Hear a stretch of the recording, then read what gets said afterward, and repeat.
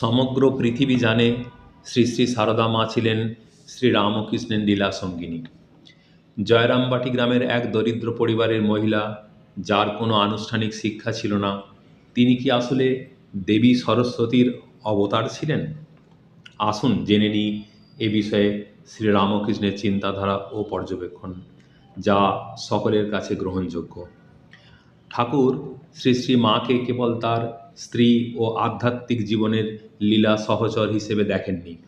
তার কাছে তিনি ছিলেন স্বয়ং শক্তি, জগতের কল্যাণের জন্য দৃশ্যমান দিব্য মা। তিনি তাকে বহু রূপে দেখেছেন। তার মধ্যে সবথেকে উজ্জ্বল ছিল দেবী সরস্বতীর রূপ, যিনি জ্ঞান ও পবিত্রতার মূর্ত প্রতীক। তিনি জ্ঞান, প্রজ্ঞা ও শিল্পকলার দেবী সরস্বতীর প্রত্যক্ষ অবতার।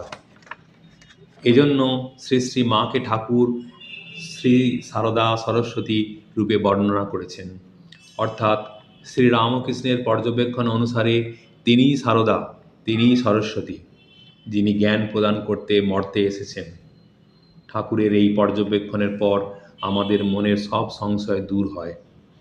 আসুন আমরা একসাথে শ্রী সারদা মায়ের কাছে প্রার্থনা করি, তুমি জ্ঞান সূর্যের আলো দিয়ে আমাদের মনের অবিদ্যার কালো মেঘ দূর করে দাও। জয় ঠাকুর, জয় মা, জয় স্বামীজি মহারাজ।